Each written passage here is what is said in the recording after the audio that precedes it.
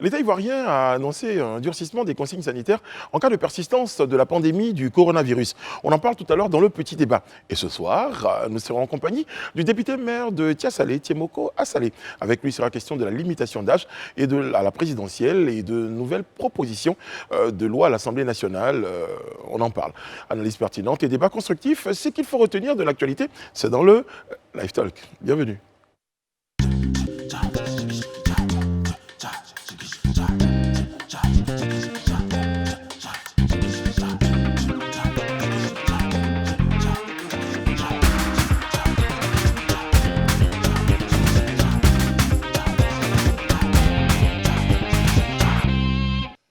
Oyez, nous sommes dans la deuxième semaine de la deuxième saison du Live Talk. On est très heureux d'être en votre compagnie. Merci d'être aussi nombreux tous les soirs devant vos postes de télévision pour nous regarder. Et nous avons, cette petite pression-là de savoir que vous êtes toujours plus nombreux. Donc, marqué du sceau de votre présence, eh bien, nous essaierons de vous proposer ce qu'il y a de meilleur en matière de programme télé. Bonsoir Élisée Boloubé, comment allez-vous? Je vais très bien. Bonsoir Brice. Bonsoir Pascal. Bonsoir Brice. Élite Brebleu, bonsoir. Bonsoir Brice. Je suppose que vous avez passé un très bon week-end.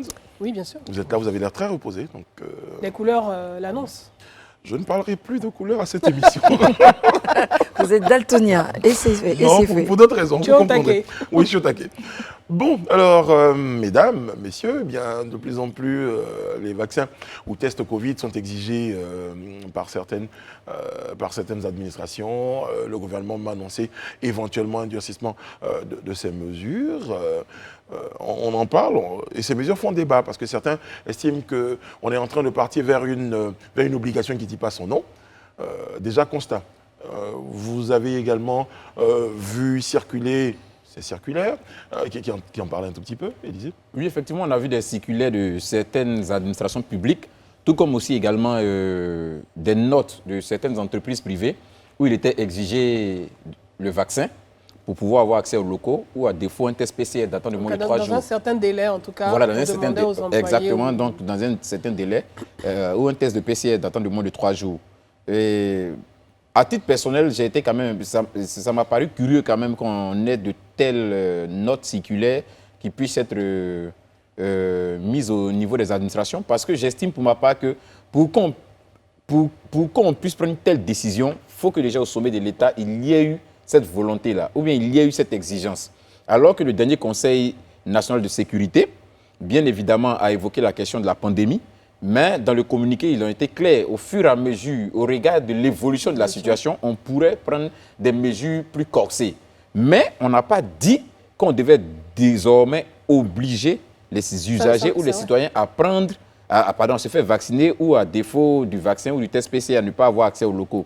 J'estimais pour ma part qu'à titre personnel, c'est un peu pour moi un abus. En tout cas, ça n'a pas été acté. Et en tout cas, du point de vue des services publics et de certaines circulaires provenant de ces services publics, je trouve que c'est prématuré.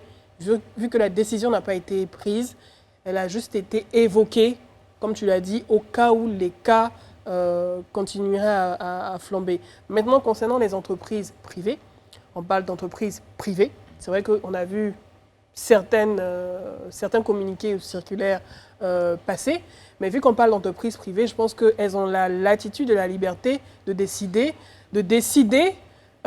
d'imposer ces mesures. En tout cas, ce sont des entreprises privées, elles le font en interne. Je crois qu'on avait posé la question du ministère de la dans Santé. un micro-État non plus. Non, bien sûr, oui, ça n'est pas dans un micro-État, c'est vrai, mais ça se fait ailleurs où certains employeurs en Europe, aux États-Unis, ont décidé pour certains, au vu des cas auxquels ils sont confrontés au sein de leurs entreprises, parce que ça joue sur la force de travail, ça joue sur la rentabilité de l'entreprise. Après, c'est des décisions d'entreprises privées, ça, je ne vais pas le discuter. Mais concernant les agences publiques, les ministères et les autres structures EPN, ça, je ne suis pas d'accord et j'espère que ce sont peut-être des décisions qui ont été prises à la hâte. De toute façon, on ne va pas se nourrir d'espérance pour une question de santé publique. Il y a un gouvernement. Ce gouvernement a institué un Conseil national de sécurité qui, au chapitre des questions de sécurité nationale et de santé publique, décide, notamment liées à la pandémie, ce qu'il faut faire. Donc, c'est sur la base de la feuille de route que donne le CNS, présidé par le chef de l'État, avec un certain nombre de ministères, la sécurité, etc., des grosses directions générales, que l'État donne le là. Et le là, actuellement, il faut le lire dans les termes donnés. On est au conditionnel. Élisée le disait, si la situation venait à s'amplifier, c'est triste, enfin, c'est malheureux qu'on n'ait pas donné de chiffres, parce qu'il faut donner le taux d'incidence. Si le communiqué avait dit, si le taux d'incidence en Côte d'Ivoire passe pour 100 ou 500 000 personnes à un tel nombre de cas infectés, alors nous déciderons que, à ce moment-là, tout le monde aurait regardé le compteur et le prompteur en même temps que tous, et puis on se serait préparé, les entreprises privées comprises, pour dire on est en train d'aller vers le seuil fixé par le gouvernement. Attention, donc quid de la vaccination de nos employés, de nos membres de l'administration. Ceci n'a pas été fait, mais enfin le conditionnel est de mise dans ce document du CNS. Mais on a une fâcheuse tendance ici, à partir du moment où ils ont commencé à dire les maquis, les boîtes de nuit, tout le monde a commencé à trembler. Oh mon Dieu, ils vont fermer mon maquis, ma boîte de nuit, ou mon administration va être indexée parce que je n'ai pas fait un contrôle. Mais en fait, ce qu'il faut savoir, c'est que si vous exigez des gens qui soient vaccinés, qui fassent leur test PCR, vous leur donnez quelle l'attitude de se faire vacciner quand on connaît la population ivoirienne. Et voilà. vous entamez déjà la deuxième partie de notre débat. Il faut qu'il y ait autant de vaccins et autant d'injonctions à vaccination avec le laps de temps à dégager. Et aussi, des tests PCR sont payants. Ils ne sont pas gratuits. Ils ne sont pas gratuits partout et pour tous, même si tout le monde, je sais qu'il y a des centres. Pour les voyages, c'est payant, mais est-ce que pour les tests... D'ailleurs, je m'apprête à le dire, à partir de ce lundi 20 septembre, eh bien, le gouvernement a décidé donc qu'il soit imposé le test le pass sanitaire, donc, pour les voyageurs entrants donc, en Côte d'Ivoire. Maintenant, la vraie question, c'est la question de la vaccination. Après, une chose est sûre, il est demandé, il y a une alternative, il est demandé aux gens de présenter soit un pass de vaccination ou un test PCR valable datant de moins de 3 jours. Donc du coup, ils peuvent dire, il n'y a pas d'imposition de la vaccination, puis il faut être vacciné. Oui, il n'y a pas d'imposition, c'est vrai.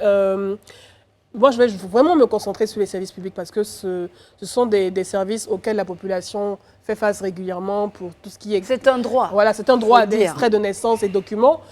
Et franchement, même si il arrivait, et j'espère que ça ne sera pas le cas, que les cas flambent au-delà de ce qu'on est en train de constater aujourd'hui et que le gouvernement, par mesure de protection, le gouvernement a toujours protégé ses populations. On l'a vu lorsqu'il y avait le problème d'agro-business, par exemple.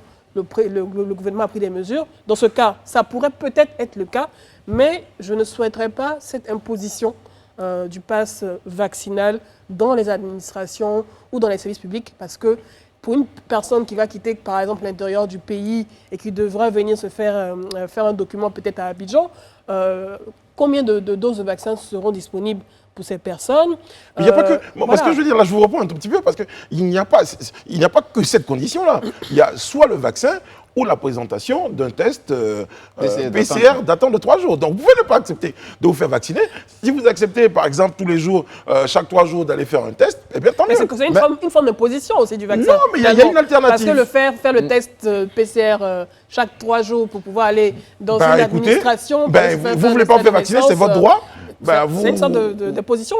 Non, je trouve pas. Tu ne dis pas ça, non? Bon, ok, moi je voudrais déjà réagir sur les propos d'Edith tout à l'heure lorsqu'elle parlait de l'administration de privé, où elle disait que bon, après le privé décidait parce que c'était le privé et que ce n'était pas le public. Je dirais non. En fait, on n'est pas comme pouvait le rappeler Pascal, on n'est pas dans un micro-État. La République est dirigée par des gouvernants. Et les gouvernants, la décision que prennent les gouvernants s'impose à tout le monde.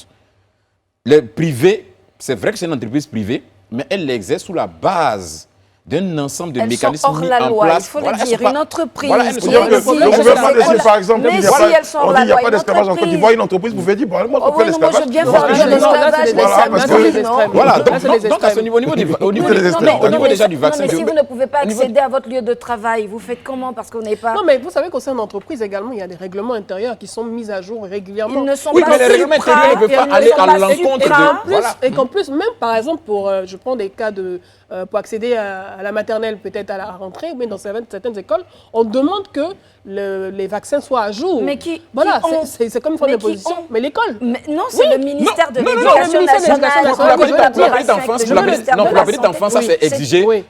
Pour la petite enfance, c'est exigé. Bien C'est-à-dire sûr. que ça c'est exigé, ça fait partie, comment dirais-je, C'est l'État qui demande. Voilà, C'est de vrai l'État- qu'il- de ce que oui. des- Vous dire de que ce que c'est pas l'État les demande. Ça, PP c'est- poussins c'est- bleus c'est ou déjà- le rouge scolaire poussins bleus qui décident Voilà, par qui exemple décident. que... Vous voyez Ça, c'est venir normal, sur ça, vous c'est ça normal. jaune, mais je ne croyais Mais pas que ce la que- feuriez ce si que- tôt. Non, J'ai évité la voilà, couleur, voilà, j'ai voilà, évité la couleur. ce que je veux dire en fait, c'est que faut qu'on comprenne une chose. Moi, je dis toujours que l'État prend un certain nombre de mesures au regard de l'évolution de la situation.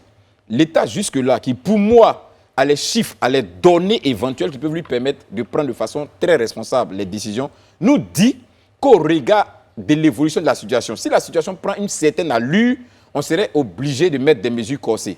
Mais C'est le d'où certaine vient-il- allure qui me dérange. hein. Voilà, maintenant d'où c'est vient-il le flou également. Non, non, Bien, les non, chiffres, je vais le non, flou je viens. également. Non, je Les viens. taux Non. Terminé. d'incidence, Non, c'est pas Le privé, compliqué à faire. n'impose Non, pas. non. Ils mettent également le même, on griffe le même flou. Mais c'est de tout ça qu'on parle, justement. Bon, enfin, on Non, peut c'est pas une mettre tout le monde imposition. dans le Moi, privé, pour moi, hein. c'est une Mais imposition. vous parlez du privé, pardonnez-moi, vous parlez du privé. Non, mais- c'est juste mais- une lucarne. non, mais non, je veux dire, vous parlez du privé, qui ont fait des mais quand on a communiqués parlé... internes qui ont fuité. Mais vous ne parlez pas du on va ministère de la mettre- Santé, par exemple. Mais bien sûr, d'ailleurs, enfin, parce que qui était le premier d'ailleurs même à faire faire ce communiqué et qui avait demandé que peut-être ce lui communiqué qui a et qui ouvert avait la même vanne. demandé qui avait forme de décidé que quitus. cela même entre en vigueur le 6 septembre. De quel droit Malheureusement pour le ministère, je dirais malheureusement pour le ministère, le 9, le Conseil national de sécurité fait une réunion au sortir duquel le Conseil national décide que si la situation Bat en prenne brèche, à il faut le tenue, dire, bat en voilà, brèche voilà, le- voilà, pas en brèche, disons-le Ah, comme appelons ça, un chat un contre chat. cette situation. Mais c'est pour Des dire, aveux. c'est pour dire que, voilà, des aveux, c'est pour dire qu'en réalité, il faut quand même qu'il y ait une cohérence entre les dispositions qui sont prises et puis la réalité du terrain. Tout à l'heure, Pascal l'a un peu évoqué, mais quand vous demandez à tous ceux qui doivent logiquement avoir accès à vos locaux, parce que vos locaux sont des locaux sollicités, surtout en situation de pandémie actuellement, vous demandez à tous ceux-là d'être vaccinés, c'est dire que vous avez la possibilité de mettre à la disposition de toute la population ivoirienne 15 millions au moins Et de que vous avez doses les moyens de vaccins. contrôler. Voilà, et ce qui n'est pas le cas à ce jour. Ce qui n'est pas le cas. Non, On se souvient bien de ce qui s'est passé lorsque la dans cette pandémie décision, commençait. entre On cette avait décision et dit- la réalité. On avait dit par exemple, oui, quand il faut venir, il y a un site de confinement, mais ils ont gardé les gens, mais il n'y avait pas de site de confinement. Ça avait posé un problème d'organisation à ce niveau-là. Les gens étaient dans les hôtels, il y en a d'autres qu'on a ramenés à l'INGS, après ça s'est envoyé Il y en a toute la qui ont polémique. fui. Il y en a qui ont fui, après ça s'est envoyé toute la Moi, polémique. je pense que le plus Il y a un important, problème c'est- de suivi, De de communication. communication. Aussi. Mais je pense que le plus important, et c'est ce que devrait, la tâche que devrait mener, continuer à mener le ministère de la Santé, c'est la sensibilisation.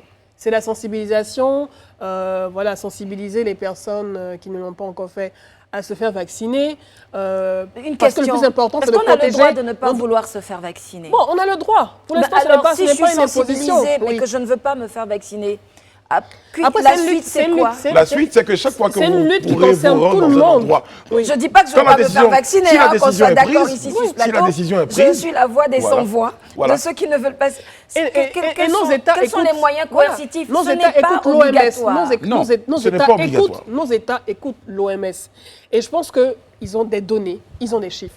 Et le plus important pour l'État, c'est de protéger ces populations. Je comprends bien. Et quand on parle de protéger ces populations, on est parfois obligé de prendre des mesures qui ne vont pas forcément plaire à tout le monde. Alors, il On faut a- les oui, prendre. oui. Il faut pas faire un pas devant, deux pas derrière. Moi, j'estime que quand un État décide que pour le compte de justement, pour la raison de la protection de ces populations, qui est une raison majeure, cet État peut décider, tant que ce ne sont pas des lois liberticides, comme on peut l'entendre pas sous une certains imposition. cieux, alors, ou c'est obligatoire, ou ça ne l'est pas. Si ça l'est pour qui? Quand on n'a pas 18 ans, ce n'est pas obligatoire. C'est ce que dit le communiqué. Le communiqué dit à partir de 18 ans. Quand j'ai 17 ans ou j'ai 16 ans, je peux aller faire ma pièce d'identité. Enfin, peut-être pas la pièce d'identité, mais il y a un certain nombre d'actes administratifs ou d'endroits publics que je fréquente. Je suis susceptible de transmettre la maladie, le Covid-19. Donc, le virus, il ne va pas se dire « Ah, mais il n'a pas encore 18 ans, je vais faire en sorte qu'il ne contamine pas les autres ». Il faut que ce soit ou obligatoire avec les moyens qui suivent, ou que ça ne le soit pas. Mais je comprends le dilemme de l'État, parce que si on n'a pas assez de vaccins, pour dire à tout le monde de s'y plier, ce qui commence à se faire, puisqu'on a, on a des livraisons de plus en plus régulières et de plus en plus 800 000 fréquentes. doses de Sinopharm hier. Aujourd'hui. Donc je pense que le gap, ils sont en train de se dire, je lis dans les feuilles de chou, mais il faut donc qu'on ait la réponse vaccinale idoine en termes de quantité avant d'aller à l'obligation. Donc tant qu'on est dans ce schéma où on n'a pas encore assez de vaccins pour couvrir la population potentiellement à vacciner, on est dans la sensibilisation, en tout cas dans l'encouragement à se faire vacciner. Mais avant de s'inquiéter du fait du manque peut-être de doses face à la population, c'est de savoir si même la population même se mobilise pour aller dans les centres de vaccination. Ça, c'est la première question.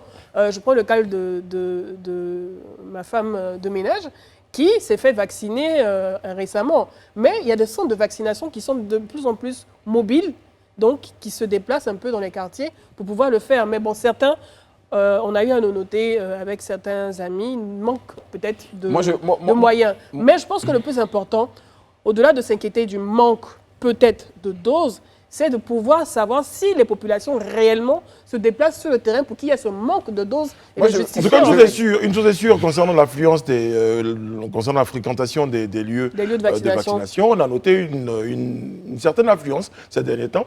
Est-ce que c'était parce que cette décision-là planait comme une forme d'épée de Damoclès, qu'elle avait été interprétée par les uns comme les autres? Ah, ils vont nous imposer ça. Voilà, et donc je pense que c'est peut-être ça. Une chose est sûre, ce qui est factuel, c'est que les Ivoiriens ont commencé à de plus en plus se faire vacciner, ce qui est à encourager, oui. Bon, moi, ce que je veux dire, hein, il faut qu'on soit un peu réaliste sur certaines choses, en fait. Nous ne sommes pas fabricants du vaccin. Nous recevons les vaccins. Même les États occidentaux qui, eux, ont développé le vaccin, qui ont même les entreprises qui ont développé ces vaccins, jusque-là, ce n'est pas encore obligatoire. Ce n'est pas encore obligatoire. Donc, je me dis qu'arriver alors qu'eux, ils en produisent... J'apporte un bémol à ceci. C'est pas encore obligatoire. Non, j'apporte un bémol à ceci. C'est pas encore obligatoire. Ça l'est pour certains. Alors en France, pour certains corps de métier, comme les métiers liés... Non, mais quand je ne parle d'obligation qui s'étale à toute la population, c'est de ça que je parle. Je ne parle pas d'obligation. Alors mettez le bémol. Quand je parle d'obligation... Il y a des gens qui ne peuvent plus aller au travail aujourd'hui dans certains États. C'est une forme d'obligation, je suis désolée. Mais ce que je suis en train de dire, quand je parle d'obligation, on a fait un ratio par rapport à la population. Tout à l'heure, quand je parlais dans mon développement, j'étais très précis.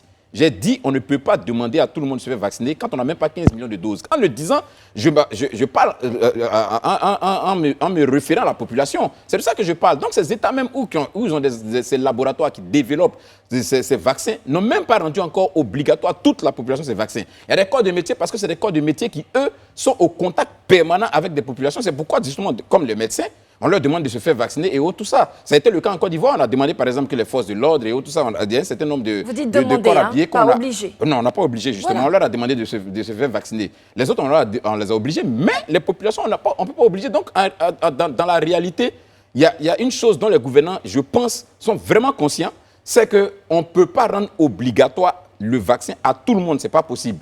Peut-être à la limite, au regard de l'impact qu'un certain nombre de corps de métier a sur la population, on peut leur demander à eux de le faire. Mais à toute la population, ça serait un peu difficile.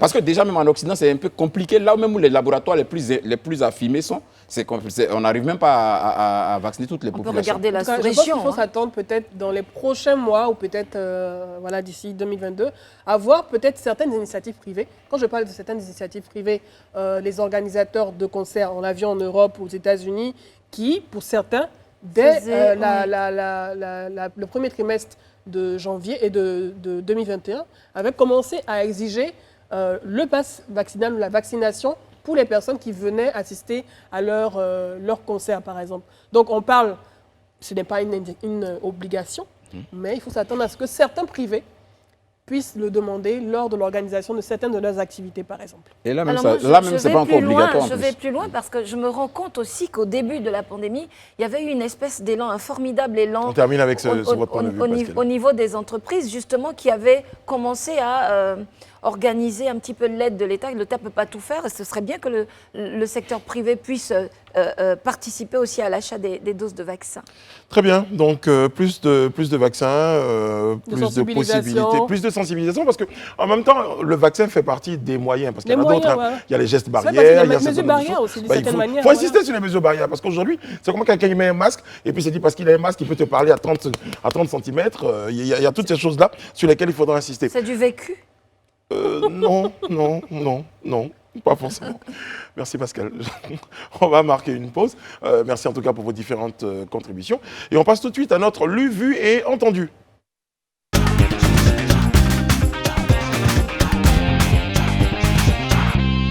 J'aurais pu compléter lu, vu, entendu et vécu. Cette fois, on va dire corruption. 43 policiers et gendarmes seront jugés lors de la prochaine rentrée judiciaire, annonce Epiphane Zoro à une conférence conjointe avec Ange Kessi.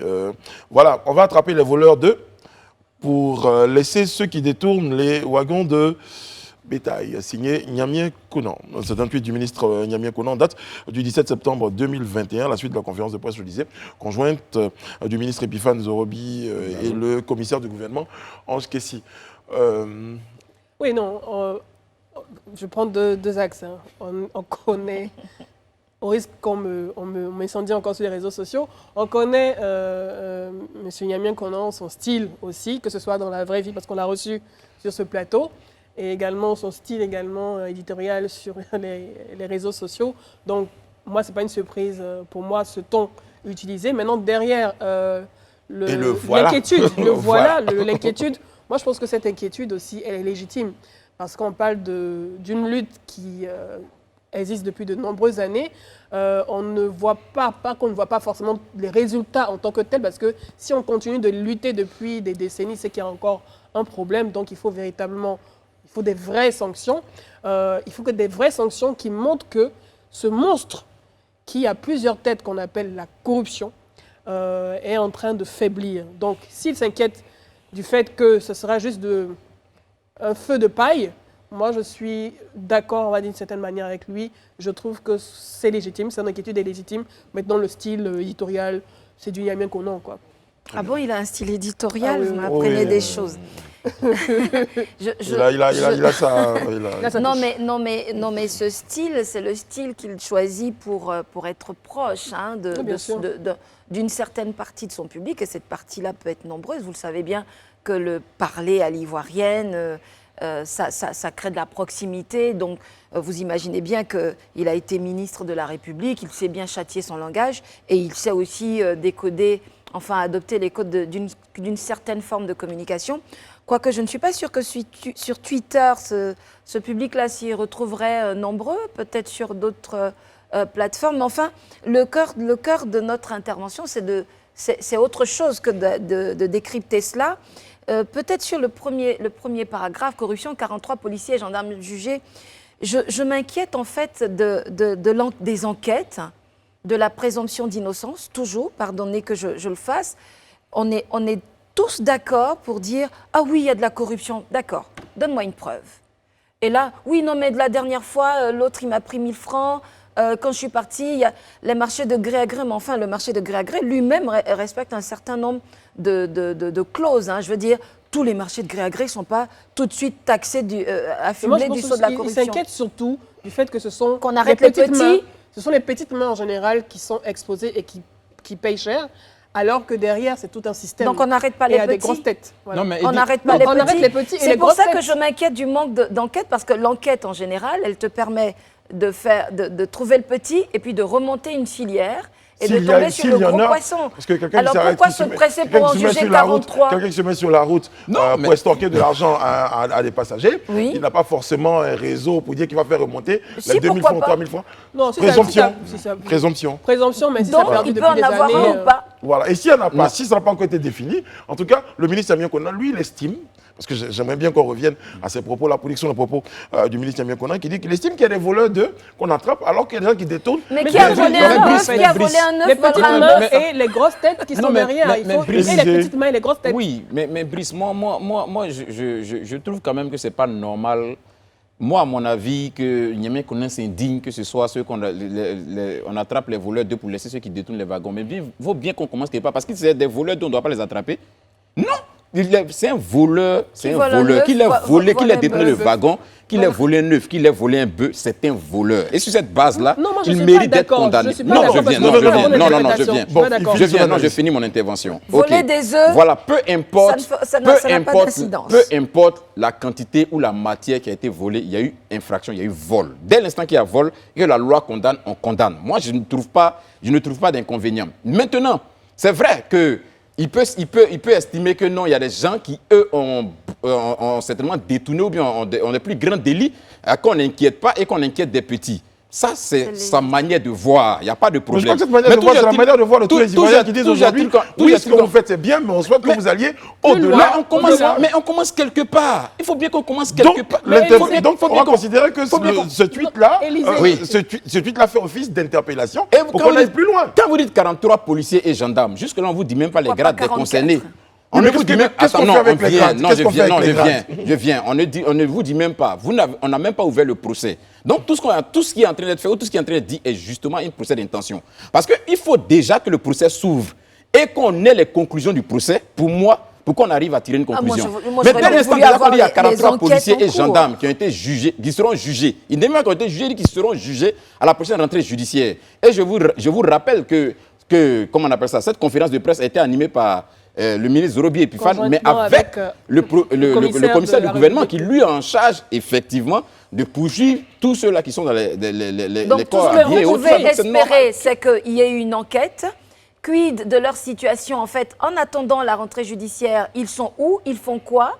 Ils ont eu des avocats commis d'office, ils ont pris des avocats, ils ont préparé leur défense. Je veux bien. Est-ce qu'ils sont en détention? Est-ce qu'ils sont en liberté? Je veux bien croire que la justice sera équitable, qu'elle ne sera ni, elle ne va pas aller au-delà de ce que prévoit la sanction légale, et puis qu'elle ne sera pas en deçà. Attendons le procès. Attendons le procès. Tu lui fais, Élisée, je terminer, Madame Bleu. Rapidement.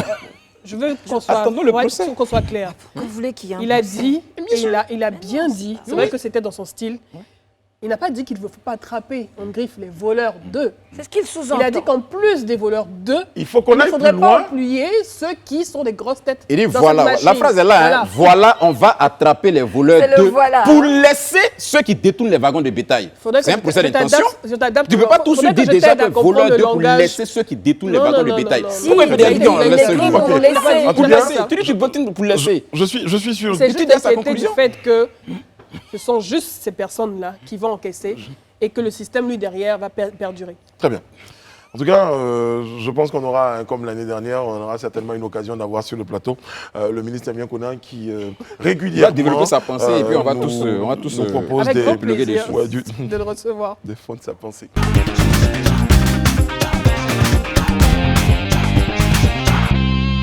L'invité du talk est Tiemoko Assalé, il est avec nous, il est patron de presse, député maire de Tiassalé. Bonsoir monsieur Assalé, Tiemoko, comment allez-vous?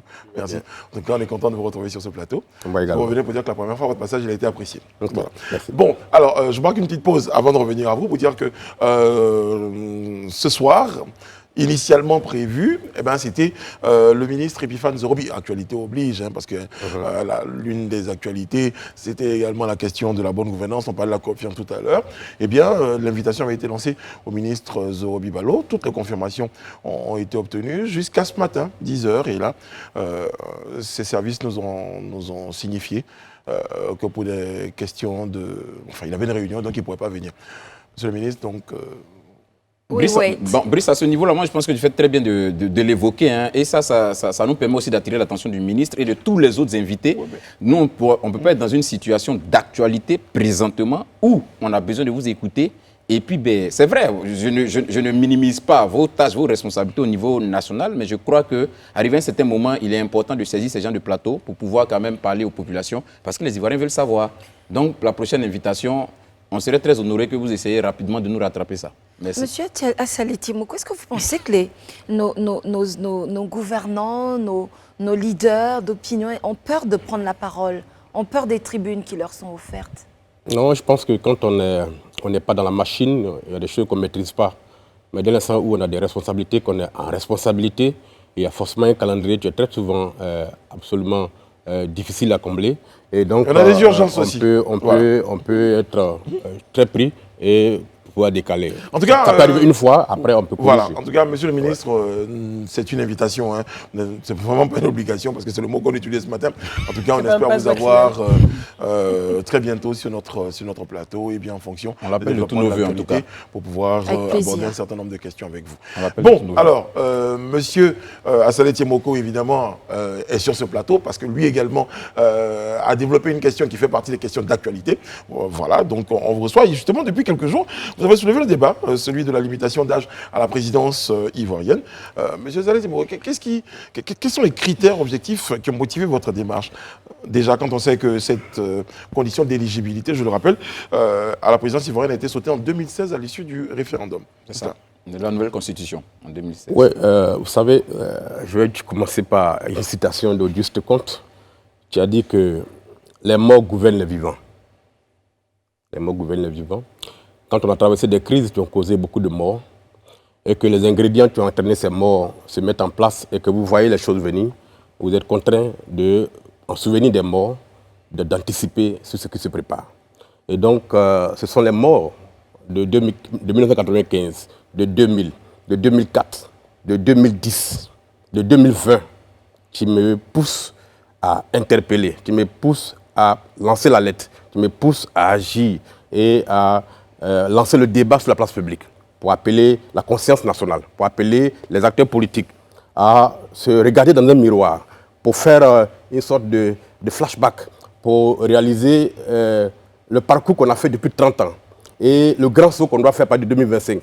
Est-ce que nous sommes dans la voie de passer pacifiquement l'étape ou bien nous sommes en train de préparer le grand affrontement? Voilà ce qui me pousse à m'interroger. Et en tant que député, en tant que celui qui a, de par la loi, la compétence, le pouvoir, l'autorité de réviser la Constitution, je prends mon bâton de pèlerin et je dis je vais assumer ma fonction, à lancer le débat pour que les Ivoiriens se posent la question de savoir est-ce que, au-delà de ce que Assalé Tiemoko dit, est-ce qu'il n'y a pas, au fond, une question qu'il faut se poser aujourd'hui. Est-ce qu'avec cette proposition de loi, vous ne ciblez pas particulièrement les trois ténors de la vie politique depuis ces 30 années?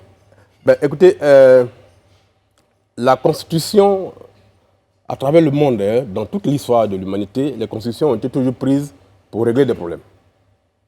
Je ne vais pas citer des contemporains ici en Côte d'Ivoire qui ont dit des choses qui pourraient prêter à polémique. Je vais prendre des exemples qui sont concrets. Quand vous prenez les États-Unis, qui sont la plus grande démocratie au monde, qui sont la référence que tout le monde cite, de 1788 à 1947, il n'y avait aucune règle écrite qui disait qu'aucun président des États-Unis doit faire 2 mandats. C'est le premier président, George Washington, qui avait fait 2 mandats et qui, étant dans toute sa grâce présidentielle, pouvait se faire élire une 3e fois, qui a dit non, non, non. Si on continue à se faire élire indéfiniment, on va affaiblir les institutions. Par conséquent, je me retire pour laisser la place aux autres. Il a créé un précédent qui n'était pas écrit, mais que tous les autres présidents ont suivi jusqu'en 1947. Et c'est quand le président Franklin Delano Roosevelt est venu faire 4 mandats, alors qu'il ne devait pas le faire, parce que tous les autres ont respecté. Mais il y avait un contexte politique, un contexte économique. Il pouvait le faire. Quand vous dites non, je veux dire que tous les autres présidents avaient respecté le principe.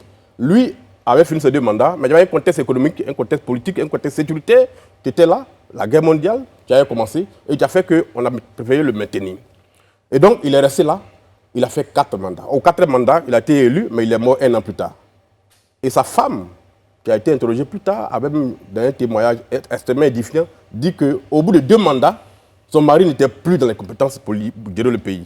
Il n'avait plus la force morale. Mais dans ce de gérer cas, on le pays. parle des États-Unis, on parle de la limitation de mandat. Je vais finir. Non, j'arrive.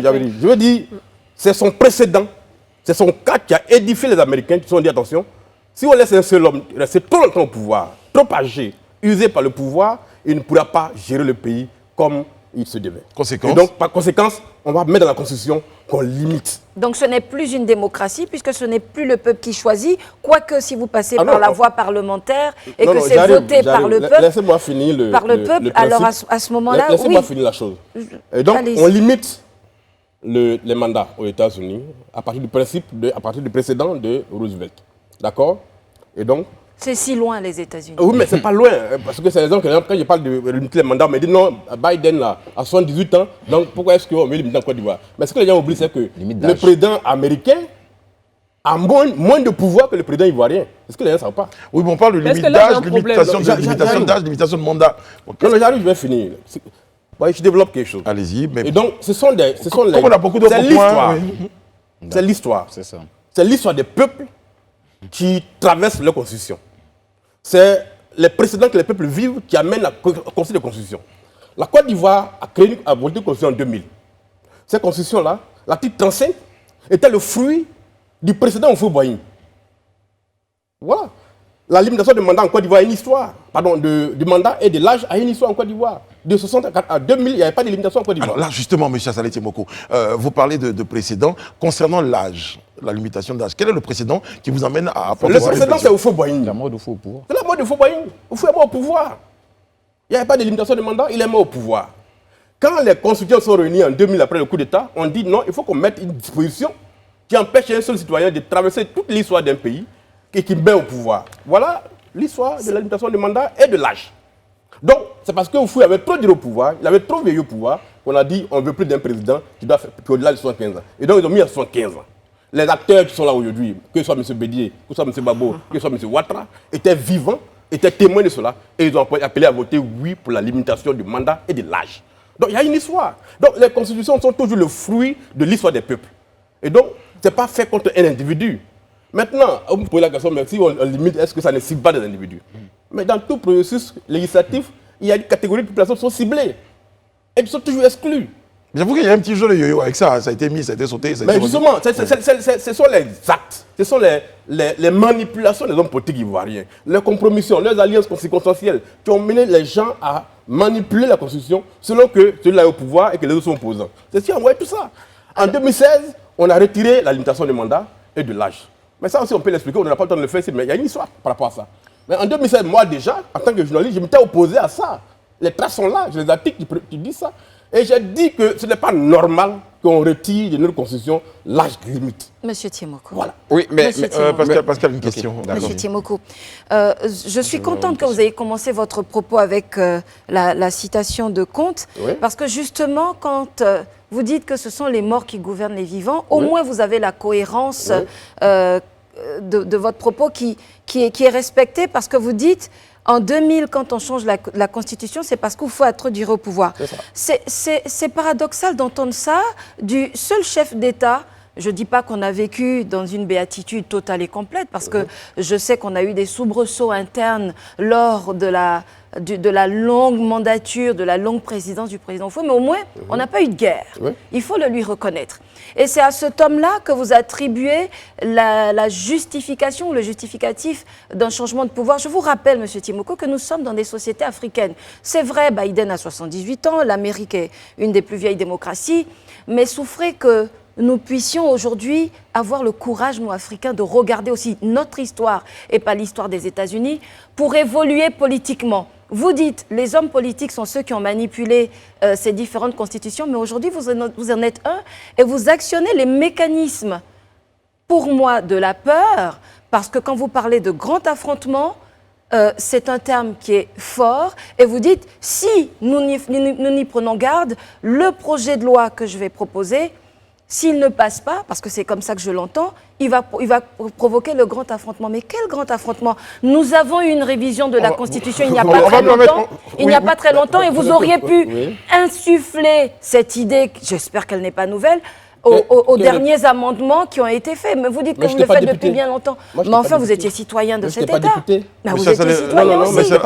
Mais vous aviez un député, vous aviez des députés de la nation. Pascal, monsieur, allez-y. Ouais, j'ai aucun complexe à parler de ça. Allez-y. Moi, je n'ai aucun complexe. Et ce débat-là, je peux le faire partout où on m'invite. J'ai aucun complexe par rapport à ça.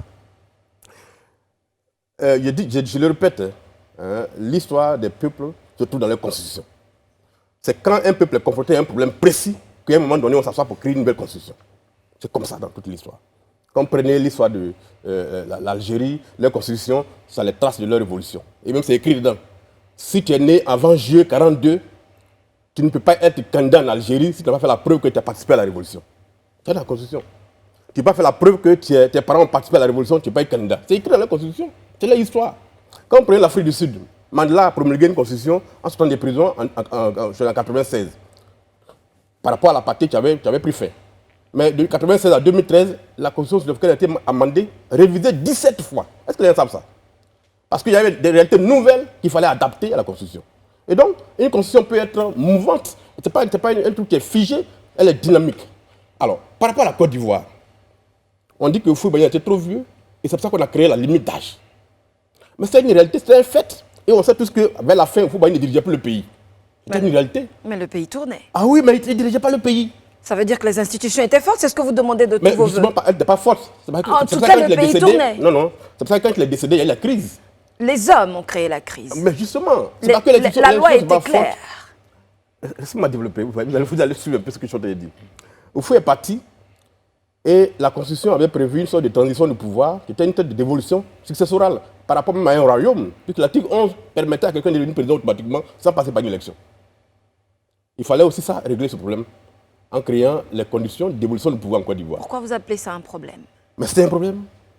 Le pouvoir ne se transmet pas par succession, je dis, comme si on a un royaume. C'est le peuple qui décide. Vous dites que c'est la Constitution qui Élisée. établit les règles de succession et vous dites que quand ces règles de succession-là ne vous arrangent pas, donc c'est de la transmission. Vous me laissez développer ou bien vous voulez pas que je développe mon propos? Laissez-moi développer mon propos. Bon, parce qu'il y en a d'autres questions. Voilà, vous allez poser vos questions. Oui. Mais il faut comprendre l'histoire, il faut comprendre le déroulé de la chose. Bah, il faut surtout qu'on avance on progresse dans la Constitution 2000 est le fruit de l'histoire de la Côte d'Ivoire par rapport à la mort de Houphouët-Boigny. D'accord.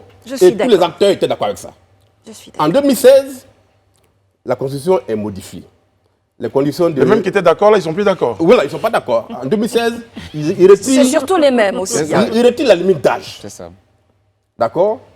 Et tous les acteurs qui devaient être exclus du processus, parce qu'eux aussi avaient été atteints par la limite d'âge, se retrouvent réhabilités par le retrait de la limite d'âge. Alors qu'on sait que depuis 1990, et depuis la mort de Houphouët-Boigny, les mêmes acteurs, leurs alliances de 2 contre 1, de 1 contre 2, de 2 contre 1, de 1 contre 2, nous ont conduit à tout ce qu'on a connu en Côte d'Ivoire. Plusieurs milliers de morts. Le dernier affrontement, c'était en 2010. 3000 morts. En 2020, les 3 n'étaient pas en opposition, mais on a eu encore 87 morts et plusieurs dégâts à travers le pays. Alors, quand moi j'arrive au Parlement, déjà en 2016, je l'avais annoncé, j'ai les preuves de ce que je viens de dire ici. En 2016, j'avais dit, je vais au Parlement pour aller tenter de faire réviser cette constitution et ramener la limite d'âge. Parce qu'à 86%, les Ivoiriens avaient décidé que plus personne ne devait être président en Côte d'Ivoire après 75 ans. C'est la constitution. Et donc, quand c'est sauté, moi j'ai dit, il faut que tout le monde aille au Parlement pour aller faire le débat. Mais en 2016, j'étais candidat aux législatives. En décembre, j'ai perdu les élections. Donc, je n'avais plus aucun moyen d'influencer le débat par rapport à la limite d'âge. En 2021, je suis élu député. Ça fait 4 mois que je suis député. J'arrive au Parlement. La Constitution me dit que tu as le pouvoir de faire une révision constitutionnelle. Il n'y a que les députés et le président qui peuvent faire ça. Donc moi j'actionne mon pouvoir. Absolument. Et puis après, on saura dans la deuxième partie de cet entretien. Voilà. Vous avez actionné votre pouvoir par rapport à votre position. Voilà, comment c'est perçu, quels sont vos soutiens. En tout cas, on aura l'occasion de débattre de toutes ces questions-là juste après la pause. Élisée, vous avez une question? Oui, moi j'ai une question. Mais avant votre question, on a eu le temps pendant la pub d'aller interroger les Ivoiriens sur cette question. Et voici leur réponse. Vu ce que nous avons traversé ces 20 dernières années, il faut limiter l'âge pour participer aux élections présidentielles. Ça va encore plus redynamiser le secteur politique en Côte d'Ivoire. Donc ce n'est pas pour éliminer qui que ce soit, mais c'est pour pouvoir assainir un peu le secteur. En toute chose, ils ont déjà limité. Pour passer un concours, normalement, il y a des limitations d'âge. Moi, je pense que c'est une élection aussi, c'est comme un concours. On ne va pas prendre un vieux de 90 ans ou bien 100 ans pour venir nous diriger. Il faudrait que tout soit limité. Si on nous permet d'aller avec les nouveaux visages, et ce sont les mêmes personnes aussi qui proposent, qui imposent ces jeunes encore, vraiment, moi ça me travaille un peu la tête un peu. Je ne veux pas qu'on propose, on impose. C'est-à-dire, nous qui sommes jeunes, et la jeunesse même là, c'est quoi qui est la jeunesse? Une fois que tu as atteint 45 ans, tu as toujours de la jeunesse. En principe, 60 ans, tu es plus jeune maintenant, tu es mature. Donc, il ne faut pas qu'on va nous imposer. Imposer la ça, moi, je ne veux pas. Il ne faudrait pas que les vieilles personnes puissent monopoliser la politique ivoirienne parce qu'il va falloir qu'on laisse la place à la jeunesse pour pouvoir s'exprimer aussi, parce que en se disant que c'est les grandes personnes ou bien les vieilles personnes qui peuvent assumer quelque chose pour nous, la jeunesse, je pense bien que c'est une erreur. Parce que la jeunesse aussi, elle est faite pour apporter un savoir comme on appelle-t-on, à son entourage et puis à son peuple, je pense bien. Avec la génération nouvelle, on se rend compte que jusqu'à 35 ans, il y a des gens qui sont encore immatures. Voilà, la majorité des jeunes sont encore immatures. Donc fixé à 40 ans, c'est déjà minimum parce qu'on se dit à partir de 40 ans, la maturité au moins s'installe un peu. Parce qu'on se rend compte un peu de l'âge qui avance un peu. Voilà, mais pour ce qui est de l'âge maximum, ne pas avoir une limite, c'est un peu dangereux. Voilà, c'est un peu dangereux parce que ça ouvre la porte en fait à la dictature, comme je l'ai dit. Voilà, parce qu'il y a certaines personnes qui ne vont pas regarder en fonction de leur état physique, alors que la Constitution est claire. Voilà, il faut avoir les capacités physiques et mentales. Tu peux être un enfant et être un leader. Donc en Côte d'Ivoire, on peut avoir des leaders, des enfants qui sont très jeunes et qui sont des leaders, qui peuvent diriger et qui ont des visions aussi. Voilà, donc on peut être étant jeune et diriger un pays. Azali Semoko, on a vu les réactions des différents Ivoiriens. C'est un vrai sujet, on s'en rend bien compte, c'est un vrai sujet. Mais vraiment, la question qu'on se pose, c'est cette question de limitation, là, en tout cas ce point de limitation-là. Est-ce qu'il est fait pour rechercher un certain renouvellement de la classe politique? Est-ce ce projet il est porté pour qu'on puisse se débarrasser de personnes qu'on pense qui cristallisent depuis un moment? Est-ce qu'il cible des personnes? Est-ce qu'il cible des personnes, oui. Ou est-ce qu'on est en train de prévoir des choses pour éviter qu'on soit, comme vous le dites, dans certaines situations? C'est pourquoi, vraiment, au fond de vous? Non, moi, j'ai aucune honte à assumer ce que je pense et à assumer ce que je dis. Toute disposition légale vise des individus. Et là, dans un pays, toute disposition légale vise des catégories d'individus. Dans votre cas, en l'occurrence. Ici, je dis, on limite l'âge pour la présidentielle. On dit bien présidentielle. Donc, tous ceux qui sont candidats pour la présidentielle, qui ont 75 ans, ne doivent plus participer à cela. Donc, ça vise des gens. Ça vise forcément des gens. Ça vise une catégorie d'individus. Mais c'est le peuple qui décide. Et le peuple peut décider par deux manières, par ses députés ou par le référendum. Et donc, nous, on veut le faire par les députés. Donc, c'est parfaitement légal, c'est prévu par la Constitution. Donc, il n'y a aucun problème par rapport à ça. Maintenant, on se focalise sur seulement la présidence. Mais dans le même projet, le texte que je suis en train d'écrire, là, on prévoit aussi de limiter l'âge pour occuper les autres institutions de la République. Très bien. La grande médiature, la haute cour de justice, comment on appelle ça, la haute autorité de bonne gouvernance, le Sénat, le Parlement eux-mêmes. Même dans les conseils d'administration des sociétés d'État, on veut limiter l'âge. Il n'est pas normal que quand quelqu'un a 80 ans, qu'il est à la retraite, parce qu'un président peut nommer en Côte d'Ivoire 600 à demander l'avis de personne. Au État, ce n'est pas pareil, on ne nomme pas les gens sans l'avis du Sénat ou bien du Congrès. D'accord? Ici, on peut nommer comme on veut, sans l'avis de personne. Donc, on peut se lever quelqu'un qui a 80 ans pour aller déposer dans une société d'État, comme PCA. Il n'apporte strictement rien à la dynamique de la société, mais il reçoit de l'argent jusqu'à vitam aeternam.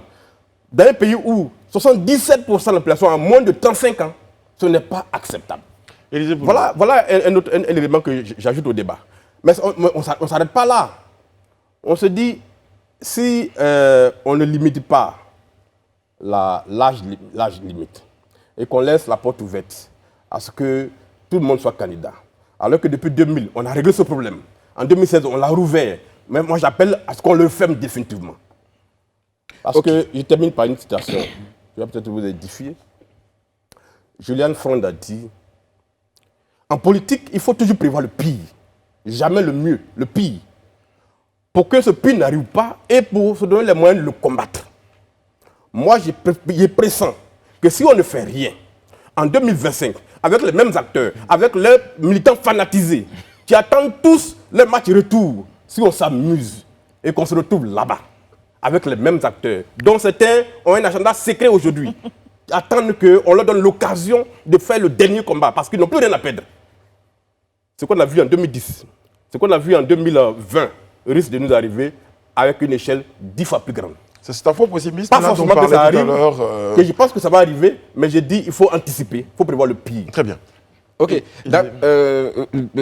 Monsieur le député, mais Antoine Assalé, peut-être que vous ne voulez pas le dire, mais moi je reste fondamentalement convaincu que ce projet de loi, vous l'avez rédigé parce que vous voulez mettre sur les teignoirs M. Ouattara, M. Bédié et M. Gbagbo. Ça, j'en suis personnellement Mais les mots sont convaincu. clairs. D'accord. Deuxième... La situation que vient de donner le cible clairement. D'accord. Deuxièmement, est-ce que vous ne pensez pas honnêtement qu'en limitant l'âge à 75 ans, vous ostracisez, à mon avis, d'autres compétences qui, elles, pourraient s'exprimer parce qu'elles ont aussi 75 ans. Ça, j'en viens. Est-ce qu'il ne serait pas mieux pour ne pas véritablement condamner des personnes qui, elles, ont 75 ans, mais qui peuvent encore servir la nation et qui peuvent même nous apporter de l'expérience au niveau de la magistrature suprême, il ne serait pas plutôt mieux, je pense, dans votre projet de loi, de l'orienter dans le sens de peut-être, c'est un exemple que je donne, de peut-être dire plutôt que de limiter à 75 ans, que désormais ne fasse plus acte de candidature, ou bien qu'à partir de 2020, dans la Constitution, là, 2025, là, il n'y a plus acte de candidature. Celui qui aura une fois occupé la fonction de chef d'État en Côte d'Ivoire. Je pense que là, ça nous aiderait à mettre sous les tenues les trois. Et à, non, ça pas exactement. Parce qu'à ce moment-là, les gens de 75 ans, c'est-à-dire que vous n'ostracisez pas tous les gens de 75 ans. En ce moment-là, vous mettez sous les teignoirs les trois que vous voulez mettre sous les teignoirs. Et je pense que cette proposition de loi serait beaucoup plus pertinente aux yeux des Ivoiriens. Non, ce que vous dites n'est pas faisable. Ok. Et pourquoi? C'est la même chose. Allons-y. Quand vous prenez la Constitution actuelle, l'article 55 dit pour être candidat, il faut avoir 35 ans minimum. Oui. D'accord? Tous ceux qui ont moins de 35 ans ne peuvent pas être candidats. C'est clair. C'est toute une catégorie de la population. Près de 70% des Ivoiriens sont exclus. D'accord? Donc c'est une situation qui est là comme ça. Ensuite, quand quelqu'un est élu à 35 ans, si vous avez quelqu'un élu à 35 ans, il a 2 mandats à faire, c'est limité à 2. Il fait 2 mandats de 5 ans, ça fait 10 ans. Donc à 45 ans, on dit à un Ivoirien, toi, tu ne peux plus jamais être président en Côte d'Ivoire. Vous trouvez ça démocratique, ça? Vous trouvez ça c'est normal, ça? Qu'à 45 ans, on dit à un citoyen, va t'asseoir, tu ne peux plus devenir président en Côte d'Ivoire. Alors qu'il peut servir son peuple, alors qu'il peut faire encore plus. Est-ce que ça ne fait pas déjà 2 mandats? Oui, mais justement. Mais pourquoi à 45 ans, il doit se retirer la vie politique? Non, on a l'impression que vous focalisez uniquement sur l'âge, alors que mais justement, ne signifie pas forcément le pour que manque de les choses se compétences. fassent correctement, il faut que les deux notions aillent ensemble en Côte d'Ivoire. Limitation du mandat, limitation d'âge. Pour qu'on balise. Si vous ne balisez pas. Vous voyez, moi, je suis maire depuis 2 ans et demi. Quand je prenais la mairie, je n'avais aucun cheveu blanc. À 2 ans et demi, après 2 ans et demi de fonction, tous mes cheveux sont devenus blancs. On rigole, mais ça veut dire quoi? Ça veut dire que quand tu es élu, la fonction élective est une fonction tuante. Si vous avez vraiment envie de travailler, vous ne pouvez pas vous amuser. Est-ce que c'est une façon pour vous de dire que vous ne voulez pas être réélu? Non, c'est pas une façon de dire ça. Je veux dire que, regardez au niveau auquel je suis. Regardez au niveau auquel je suis. Regardez la charge de travail pour un élu qui veut travailler. Déjà, ça l'épuise. Imaginez ça au niveau national. L'ampleur de la tâche. Et donc, quand quelqu'un a 75 ans, laissez-moi finir, quelqu'un a 75 ans, il ne peut pas, même quelle que soit la santé qu'il peut avoir, la tête là, c'est pas une machine qui ne s'affaiblit pas. C'est vous qui avez donné l'exemple de Biden. Hein? Non, je parle de Biden. Je dis qu'on me pose l'exemple de Biden. Et je dis que ce n'est pas un bon exemple parce que Biden a moins de pouvoir que le président ivoirien. Je vais vous donner un exemple. Aux États-Unis, là, les décrets du président américain sont annulés par les juges fédéraux. Un juge, c'est là et puis il annule le décret du président. En Côte d'Ivoire, le juge qui va annuler un décret du président n'est pas encore né. Il n'est pas encore né. Je vais vous donner un exemple. En 2004-2005, le ministre... C'est peut-être parce qu'on a choisi... Peut-être qu'on a choisi ce modèle. Attendez, on a choisi ce modèle aussi. J'ai fini. Oui. En 2006-2005, le ministre Adjoumani était poursuivi pour diffamation contre le chef de l'État ivoirien. Le juge qui l'a jugé a refusé de le condamner parce que son immunité parlementaire n'a pas été levée. Le juge a été remplacé. Un autre est venu condamner malgré l'immunité. Et ce juge-là a été mis à la maison pendant 5 ans, il n'est pas allé au bureau. Ça veut dire que le président ivoirien, là, il est plus que Dieu sur terre. Donc quand vous avez un tel individu à la tête d'un pays, si vous ne mettez pas des balises, okay, donc, et qu'il a tous les pouvoirs, et qu'il n'est plus lucide, vous terminez sans oui, M. Assalé, justement, vous avez dit, je retiens une M. Assalé, justement, quand j'écoute votre argumentation, je vois que le problème en réalité, il n'est pas à la limitation d'âge.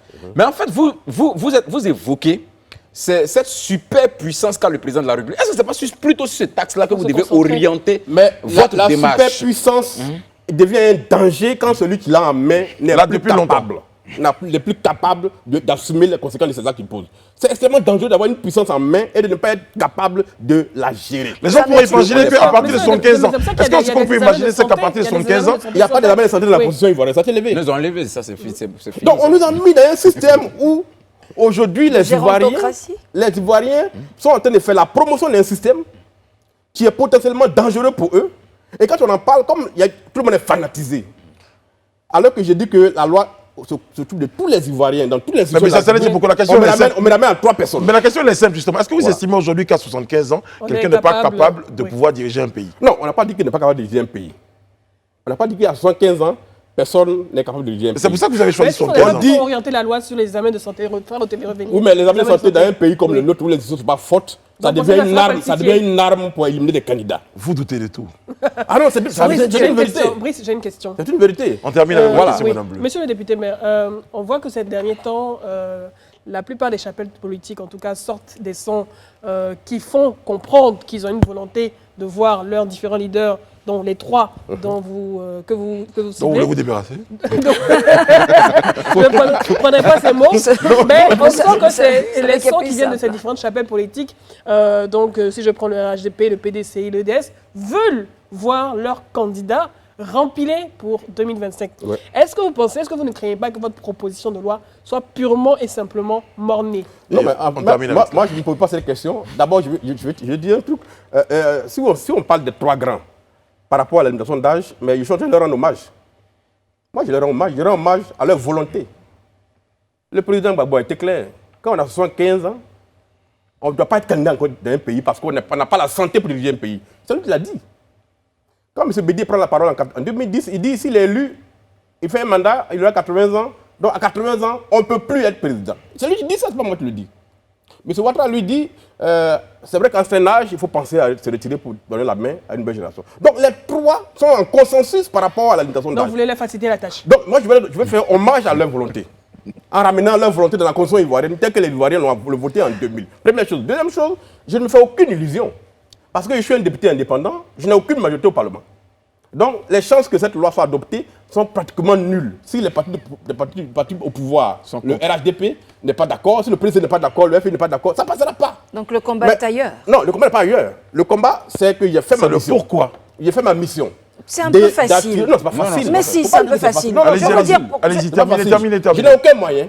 Je n'ai aucun moyen d'amener les députés du FRADP, du PDCI et du EDS à voter ma proposition de loi. Je n'ai aucun moyen. Il est- Mais j'ai mis le Donc vous n'avez débat fait sur aucun la lobbying. publique. Il Donc est vous n'avez fait arrivé- aucun lobbying. Mais si. Il est arrivé dans Je des suis. histoires parlementaires avec majorité. Donc vous n'avez fait aucun lobbying. majorité Ça veut qui dire que n'était même pas si vous qui êtes n'était certain que pas ça ne va pas votre. passer, vous mettez juste le Si débat. vous me laissez finir, vous allez Oui. comprendre. Oh, je vous laisse finir. Je me dis que je ne me fais aucune illusion parce que j'entends les échos, hein, j'entends les déclarations qui sont faites. J'ai suivi des vidéos hier où des gens me mettent en garde déjà. Et je vis des vidéos où on dit non, ça ne passera pas. C'est pas ça mon souci. Vous avez le mérite d'être. On va le faire, Oui. le débat. J'ai le mérite de proposer un problème national. Donc c'est un On va- orné, on va vous le le disiez faire. tout à l'heure. On va le faire, le débat. Et puis, ça sera rejeté ou adopté. Que ce soit adopté ou pas, on aura les traces dans les minutes du Parlement. L'histoire retiendra qu'il y a un député qui s'est levé pour dire trop c'est trop, il faut mettre fin à un système potentiellement dangereux pour les Ivoiriens. Et ce qui arrive en 2025, si on ne prend pas garde, ça va nous conduire à la déflagration totale. Très bien. Et en tant que Voilà ce que moi je veux député, dire. en tant que député, je oui. peux Vous le Tant que ce poser n'est pas pour pour dire nourrir que votre faire ego de député dans les minutes de l'Assemblée allez-y, nationale, Mais non. je En tant suis que d'accord. député, en tant que député, il On montre est, qu'il travaille. on est à la Voilà. fin, on est à la fin travaille. de notre rendez-vous ce soir. En tout cas, on aura Il y a bien des compris. lobbying, c'est ce que je On aura disais. bien Mais on compris, fait Sele le Timoko, que Vous avez du mal à nous vous arrêter. souhaitez provoquer, Et là, je suis des réflexions. Voilà. Merci beaucoup à vous. Merci d'avoir été sur notre plateau. Merci à vous, Pascal, Edith, Élisée et à toutes les équipes techniques et éditoriales qui se joignent à moi pour vous souhaiter une bonne fin de programme. Et puis n'oubliez pas, désormais à la fin du live talk, eh bien, vous avez rendez-vous avec l'instant PMU. Ça sera juste après notre rendez-vous et tous les soirs, désormais, vous avez rendez-vous sur l'instant PMU, voilà, sur Live TV. Nous vous retrouvons demain En sur ce même attendant plateau. l'instant parlementaire. En attendant. Prenez soin de Why vous et not? des autres. Que Dieu veille sur vous, que Dieu veille sur la Côte d'Ivoire. À demain.